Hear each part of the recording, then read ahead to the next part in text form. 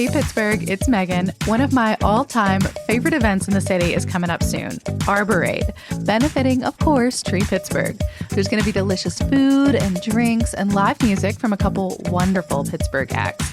But my favorite part is knowing that I'm helping support our shared urban forest. Tree Pittsburgh does so much great work in our community, from tree giveaways to education, and let's be honest, they've got one of the cutest mascots in the game. Plan to party with us at Arborade. That's Saturday, September 16th from 5 to 9 p.m. And definitely check their website. There are ticket options for every budget. Find more at treepittsburgh.org.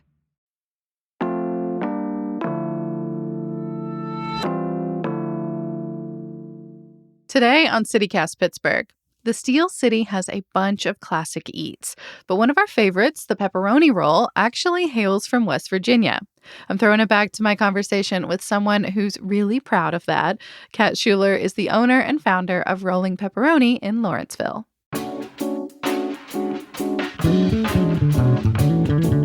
It's Thursday, August 17th. I'm Megan Harris, and here's what Pittsburgh is talking about.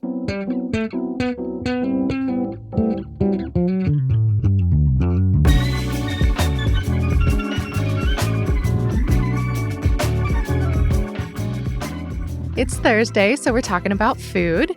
Pepperoni rolls. That sweet bread dough wrapped around pepperoni or cheese, or if you're vegan, maybe peppers or olives or artichokes. I don't know how anyone decides which of your rolls to order, Kat. Yeah, it's the way the pepperoni sort of oils out into the roll is so delicious. And I try to, it's hard for the vegans because really I think the glory of the pepperoni roll is the oil that goes in the bread dough. That is the sweet spot of why they're so yummy. You're the first person I've ever heard talk about pepperoni oil positively, ever. I'm out about my love for the oil, but I think pepperoni rolls really have their love is with that dough. A lot of people would just take the pepperoni out of the roll and eat the dough because the oil kind of imparts this sweet, spicy softness into the dough, so it'll stay soft a lot longer than if there wasn't that rich meat inside. Yeah. Well, so CityCast Pittsburgh actually placed an order with Rolling Pepperoni just before this call. And we didn't get any classic pepperoni because we roll deep with the vegetarians over here. So I think we're going to have to order again. The veggie ones are delicious too, but it's hard to get that same sort of like sweet, spicy, soggy dough, sort of with the tomatoes. That does it. Or the olives, maybe. Yeah. Mm-hmm. For sure. The olives will do it. When did you start making pepperoni rolls? Were they like a family tradition or something you liked from childhood? Growing up, we didn't make a lot of pepperoni rolls because there were so many pepperoni rolls readily available, and they're so good all over the place, at gas stations. And that was in West Virginia, right? Yeah, in West Virginia, in Elkins, West Virginia. And when you grow up in West Virginia, you have to drive a lot to get to different places because everything's kind of spread out. So a pepperoni roll is a really good snack on the road because it's not a Twix or a bag of chips. It has some substance to it, And when I moved to Pittsburgh, I realized how unique the pepperoni roll was. I didn't get it till I moved here. And then I really miss them for nostalgic reasons, but also because I kept thinking, man, I need something healthier when I'm running around. I guess I'll just start making my own. Once again, you are maybe the first person I've ever heard talk about pepperoni as a healthy option. People say that to me. They're always surprised that I'll talk about pepperoni rolls as a healthy option. I guess I see them as healthy because of their protein content. And if the bread is handmade, that carries so many healthy micronutrients compared to a factory-made protein bar or something of that nature. Yeah. And the protein means a lot to me. I'm an omnivore, so I'm right there with you. I love this perspective. I'm definitely going to carry it out into the world. I feel like a lot of Pittsburghers would consider pepperoni rolls kind of a local delicacy. But what do you think? As a native West Virginian, do you think that that's fair? Can Pittsburgh claim them? Or is there a better way to describe, kind of this like lore around the pepperoni roll? Yeah, I think Pittsburghers can claim the pepperoni roll. That's a lot of what I try to do, making the pepperoni roll and talking about the West Virginia roots. In Pittsburgh, the pepperoni roll is often bigger as a loaf and then cut and shared at a party, where I never experienced that before moving to Pittsburgh. And I love that rendition. And in Pittsburgh, they're really big on sauces with the roll, where in West Virginia, it's definitely sauceless and definitely handheld, more for adventuring and kind of going about. I think Pittsburgh should claim the pepperoni roll in a way that connects it to West Virginia. And I sort of use the word Appalachia as a way to describe the region that encompasses both places. So both can have their own claim on the pepperoni roll, separate but connected. Well, can you talk a little bit about that shared history, kind of how the pepperoni roll originated and, how it found its way to your family? The history of the pepperoni roll is beautiful and fascinating. I think the history of the pepperoni roll is important mostly because America is such a new country. We don't have a lot of iconically or characteristically American foods. I guess if we were to say iconically American foods would be like McDonald's. If we go through our favorite foods, That's not the legacy most of us are the most proud of. no way. Yeah. I mean, the pepperoni roll technically originates from Fairmont, West Virginia, which is where the very first coal mine in America broke ground. This is also where many Italian immigrants were sent, typically from the region of Calabria. And Italians have a roll called the prosciutto roll, which is similar to a pepperoni roll, except this is sort of where it becomes American, in that where the coal mines broke ground, there wasn't any available farmland. A lot of the way the railroads went in and the way the trees were cleared for the railroads, for the mines, for the company towns, it was done so in a way that the land really had a hard time to be used for food or, vegetables or livestock. So most of the ingredients that they had to cook with came through on the company store. And because most of the miners were paid in script, which means that they were paid in like tokens that could only be used at the company store and had no value, all they had to buy was actually pepperoni, which is an American invention where pork and beef are mixed in the salami as opposed to most other salamis where it's one single origin meat. I don't think I was ever aware of that distinction. So that's a new learning today. Yeah, that is, so the pepperoni technically is American in its entirety and the way that it's made. The word pepperoni is really means like pepper in Italian. And it all kind of starts in this really wooded, dense area in the middle of West Virginia. The beginning of sort of an American industrial revolution, just beginning to break ground for the first American coal mine, just beginning at kind of the boom of the steel industry that's going to transform Pittsburgh. And I think there's so much power in talking about the story of where the pepperoni roll comes from as Americans sort of decide, what do we think about coal? What do we think about industrial? What do we think about capitalism?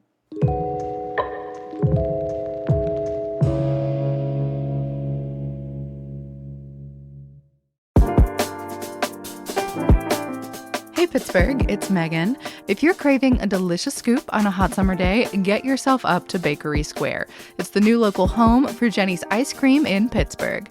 I know, it's sort of sacrilegious here to love an Ohio brand this much. But y'all, I've been a Jenny stan for years. Their flavors are so creative. The brown butter almond brittle, the brambleberry crisp, the darkish chocolate. They have dairy-free and gluten-free options too, and they'll be dropping new flavors every week now through August 10th. I am so stoked that I can finally get my from-scratch Jenny's Fix right here in Pittsburgh at Target, Whole Foods, even Giant Eagle.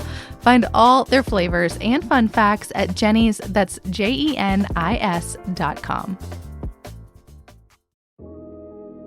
Hey Pittsburgh, did you know we're almost halfway to St. Patrick's Day? The 32nd annual Pittsburgh Irish Festival is taking over the Kerry Blast Furnaces in Swissvale again for 3 days of live music, Irish food and beverages, a huge maker market, kids crafts and games, axe throwing, plus short tours of the historic steelmaking site itself. You can even learn about Gaelic sports with on-site lessons and demos, genealogy, or take a virtual reality tour of the Cliffs of Moher. I've seen the real cliffs, and trust me, it'll be great to skip the whole windbreaker thing. And don't worry about Yin's teams. There's going to be a huge big screen to watch the Pirates and the Steelers games that weekend. It's all happening September 8th, 9th, and 10th. Find tickets and more at pghirishfest.org.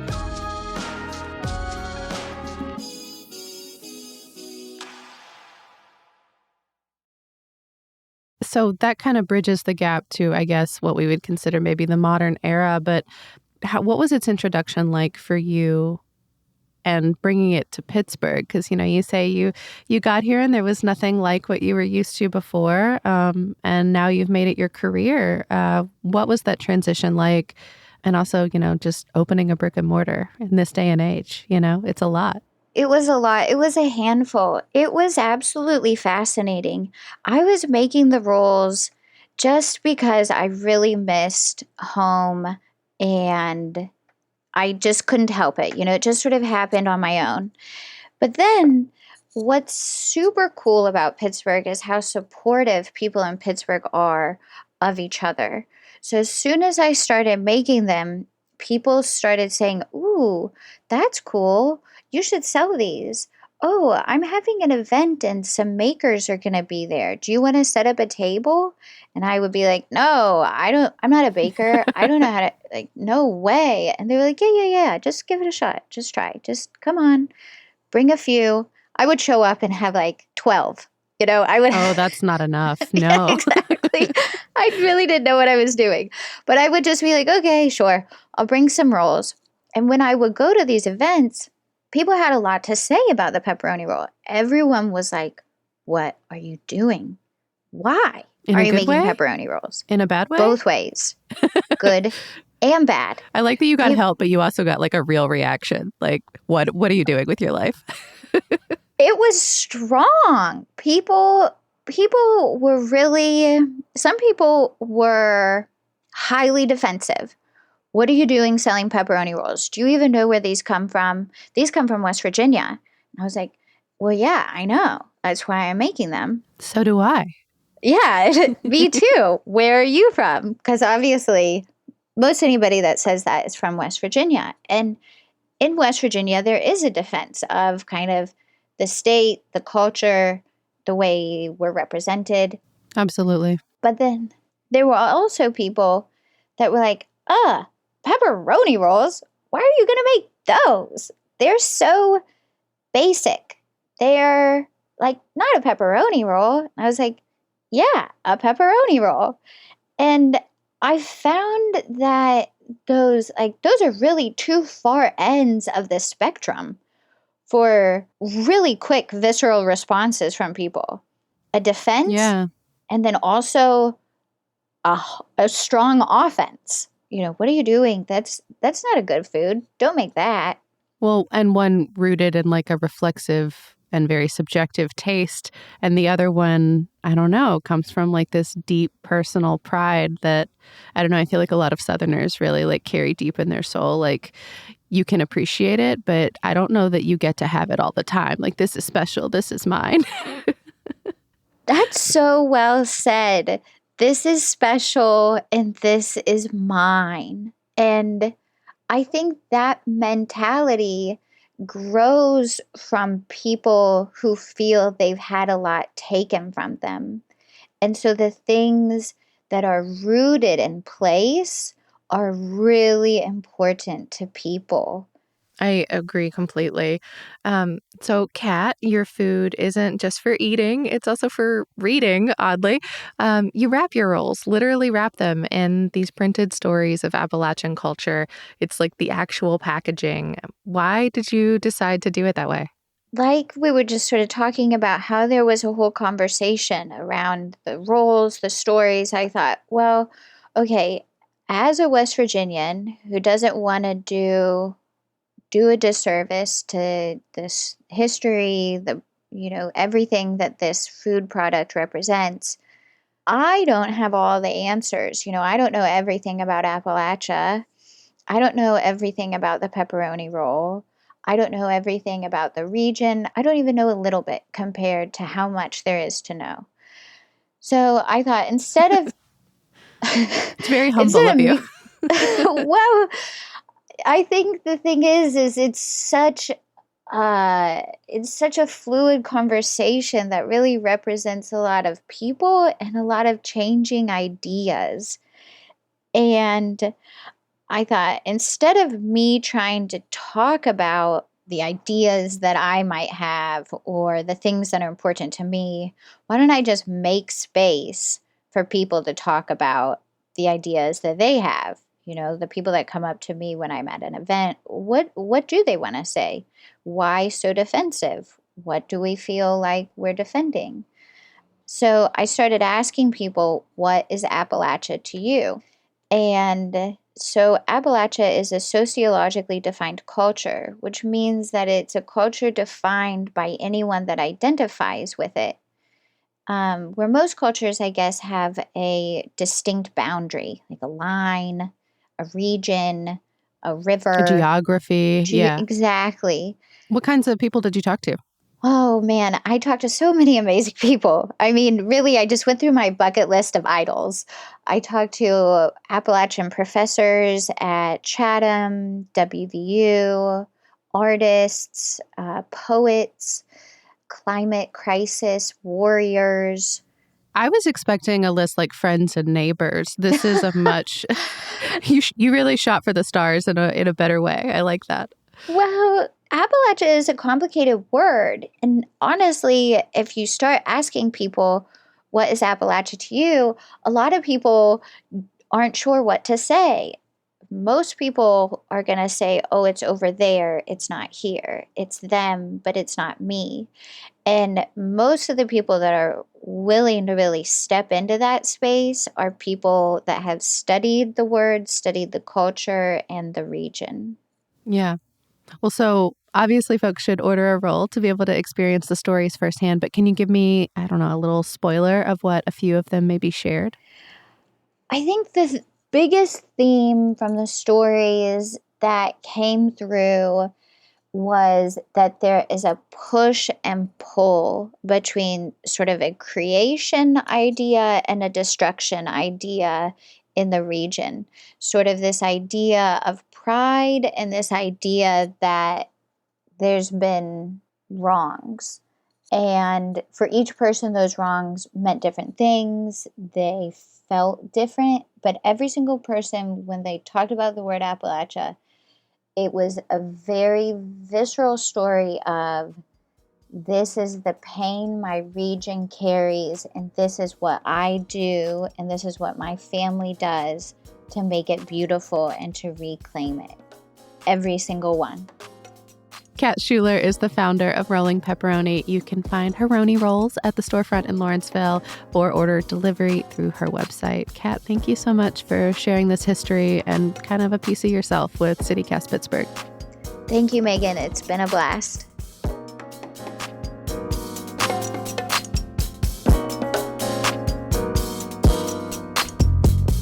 Here's what else Pittsburgh is talking about.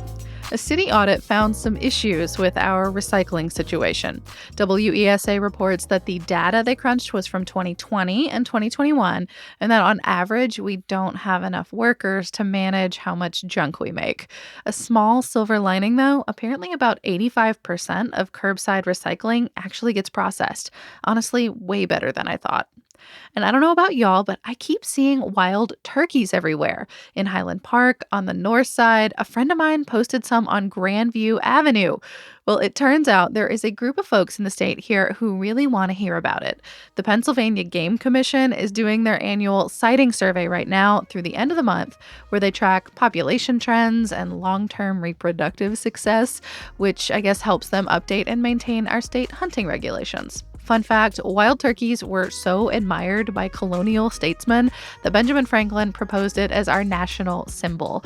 Of course, it lost out to another beloved Pittsburgh area bird, the bald eagle.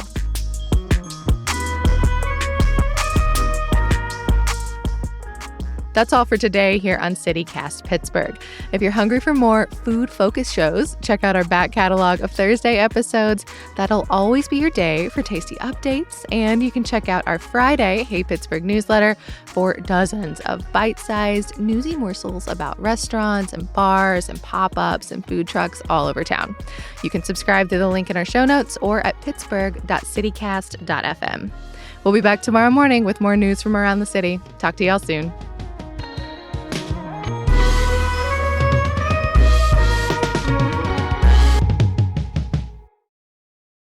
Sorry, I even brought that into the multiverse for you.